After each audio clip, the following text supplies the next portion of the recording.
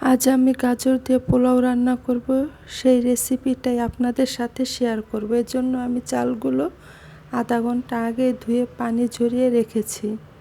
আর এখানে হচ্ছে আদা রসুন বাটা, পেঁয়াজ কুচি, কেওড়ার জল, লবণ আর গাজর কুচি, কাঁচামরিচ, দারচিনি, এলাচ, লং, তেজপাতা, ঘি আর হচ্ছে তেল।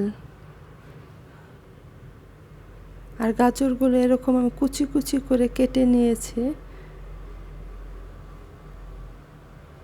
এখন আমি রান্নার জন্য একটা বড় ফ্রাই প্যানে হাঁড়ি বসিয়ে, হাঁড়িটা যখন গরম হয়েছে তখন আমি 4 চামচ ঘি আর হাফ কাপ তেল দিয়েছি।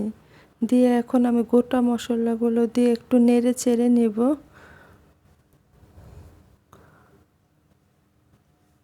নেড়ে চেড়ে এখন আমি আমার পরিমাণ মতো পেঁয়াজ কুচি দিয়ে পেঁয়াজটা একটু নরম করে ভেজে নেব। বেশি লাল করে ফেলা যাবে না, তাহলে পোলাওগুলো কালো হয়ে যাবে।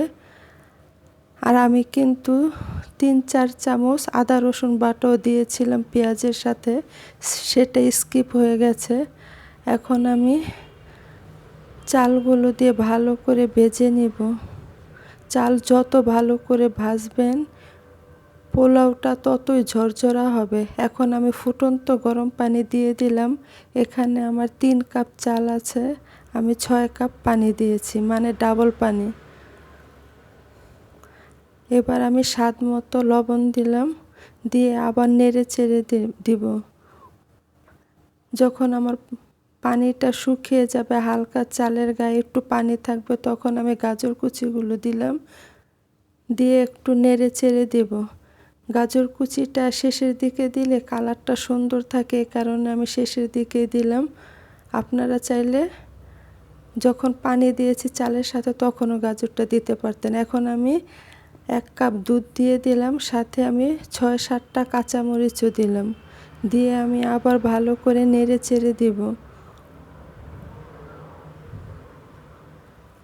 আসসালামু আলাইকুম, কেমন আছেন সবাই? আশা করি সবাই ভালোই আছেন। আমিও আল্লাহর রহমতে ভালোই আছি। এখন আমি 3 ফোঁটা কেওড়ার জল দিয়ে দিলাম, দিয়ে এবার আমি ঢেকে দিলাম। আমি 15 মিনিট পর ফিরে এলাম। এখন আমি 2 চামচ ঘি দিলাম, দিয়ে আবার একটু নেড়ে চেড়ে দিব। আপনারা একবার হলেও ট্রাই করে দেখতে পারেন, অনেক মজার একটা পোলাও। সবসময় আমি খেয়ে ভয়েস দিই, তো এই জন্য আপনাদেরকে বলি, যে জিনিসটা ভালো হয় সেটা আমি ভালোই বলি। আর যেটা আমার কাছে খেতে ভালো না লাগে ওটা আমি বলি না যে এটা ট্রাই করে দেখবেন কিংবা অনেক ভালো হয়েছে।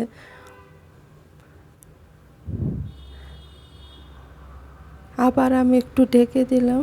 5 মিনিট পর আমি আবার ফিরে এলাম। আমার পোলাও রান্নাটা রেডি। আর